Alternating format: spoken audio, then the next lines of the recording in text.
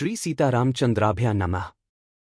वाल्मीकि रामायण अरण्यकांड सर्ग 1। दंडकारण्य में तापसों ने श्रीराम का सत्कार किया। सत्यं शिवम सुंदरम श्रीराम। श्रीमद्वाल्मीकीय रामायण। श्री सहित दिनकर बंसभूषण काम बहु छवि सोहई। नव अंबुधर बरगात अंबर पीत सुर मन मोहई। मुकुटांग दादी विचित्र भूषण अंग अंगन ही प्रति सजे। अंभोज नयन बिसाल उर्भुज धन्य नर निरखंतीजे। जय श्री राम दोस्तों, स्वागत है आपका जीजीसी श्री भक्ति व्लॉग्स में। आज हम आरंभ कर रहे हैं वाल्मीकि रामायण अरण्यकांड सर्ग 1, जहां वनवास का एक नया अध्याय खुलता है और दंडकारण्य में श्री राम, लक्ष्मण तथा सीता का तापसों द्वारा आदरपूर्वक स्वागत होता है। पिछले सर्ग में अयोध्या कांड का समापन हुआ था, जहां आश्रम जीवन की कोमलता और विदा का भाव प्रमुख था।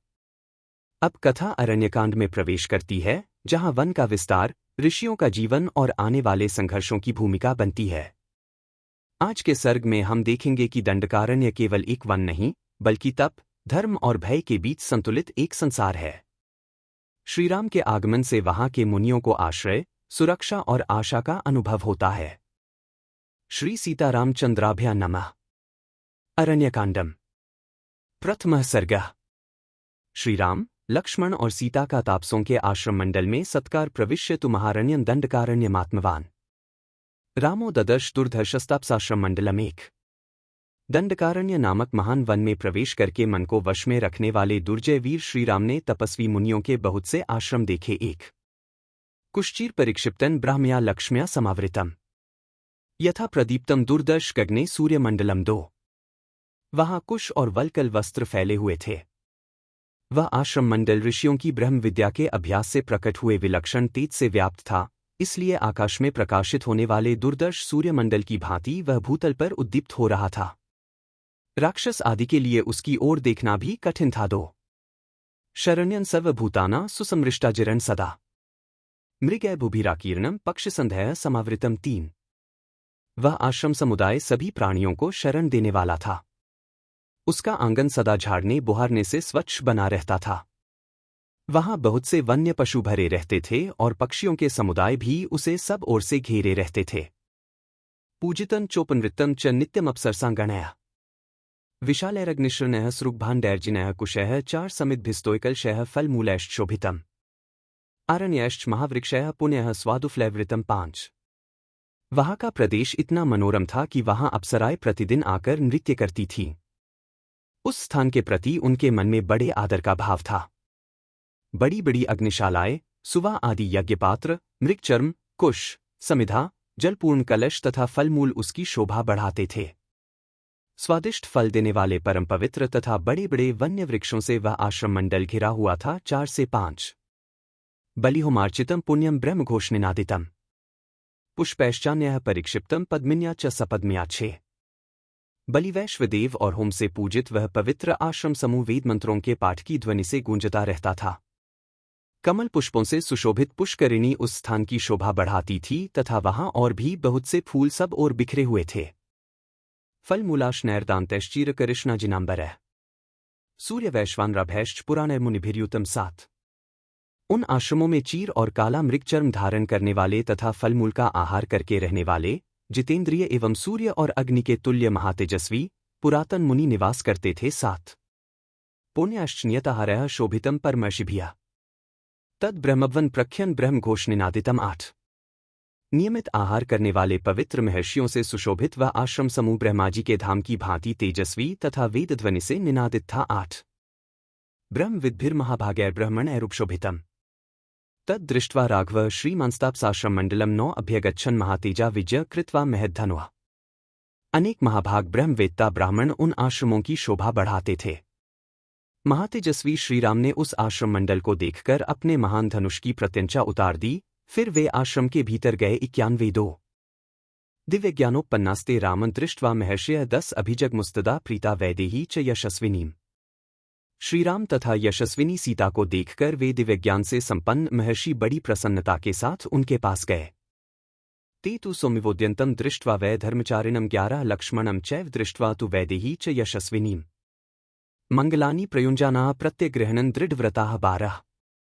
दृढ़तापूर्वक उत्तम व्रत का पालन करने वाले वे महर्षि उद्यकाल के चंद्रमा की भांति मनोहर, धर्मात्मा श्रीराम को, लक्ष्मण को और यशस्विनी विद्या राजकुमारी सीता को भी देखकर उन सबके लिए मंगलमय आशीर्वाद देने लगे। उन्होंने उन तीनों को आदरणीय अतिथि के रूप में ग्रहण किया। 11 से 12 रूप संहन्नम लक्ष्मी सौकुमार्यन सुवेशताम ददृशुर्विस्मिताकारा रामस्य वनवासिनः 13 श्रीराम के रूप, शरीर की गठन, कांति, सुकुमारता तथा सुंदर वेश को उन वनवासी मुनियों ने आश्चर्यचकित होकर देखा। 13 वैदेही लक्ष्मणम रामन नेत्रैर्निमिषैरिव आश्चर्यभूतान ददृशुः सवेते वनवासिनः 14 वन में निवास करने वाले वे सभी मुनि श्रीराम, लक्ष्मण और सीता तीनों को एकटक नेत्रों से देखने लगे।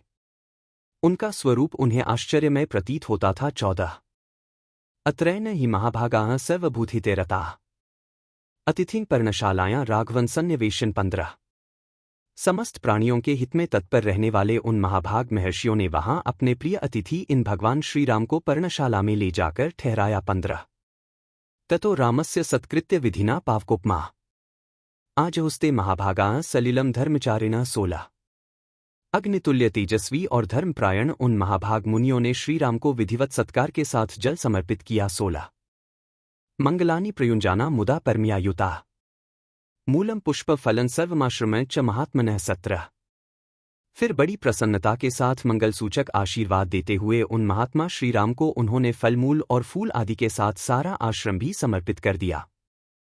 निवेद्यत्वा धर्मज्ञास्ते तु प्राञ्जलियो ब्रुवन् धर्मपालो जनस्यास्य शरण्यश्च महायशाः 18 पूजनीयश्च मान्यश्च राजा दण्डद्रो गुरुः इंद्रसेव चतुर्भागः प्रजा रक्षति राघव 19 राजा तस्माद् वरान भोगान रम्यान भुंक्ते नमस्कृतः सब कुछ निवेदन करके वे धर्मज्ञ मुनि हाथ जोड़कर बोले, रघुनंदन, दंड धारण करने वाला राजा, धर्म का पालक, महायशस्वी, इस जन समुदाय को शरण देने वाला माननीय, पूजनीय और सबका गुरु है।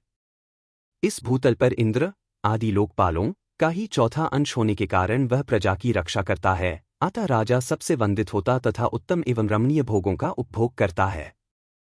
जब साधारण राजा की यह स्थिति है, तब आपके लिए तो क्या कहना है। आप तो साक्षात भगवान हैं। 18 से 19 ते वयं भवता रक्ष्या भवद्विश्यवासिनः नगरस्थो वनस्थो वात्वन्नो राजा जनेश्वरः 20 हम आपके राज्य में निवास करते हैं, अतः आपको हमारी रक्षा करनी चाहिए। आप नगर में रहें या वन में, हम लोगों के राजा ही हैं।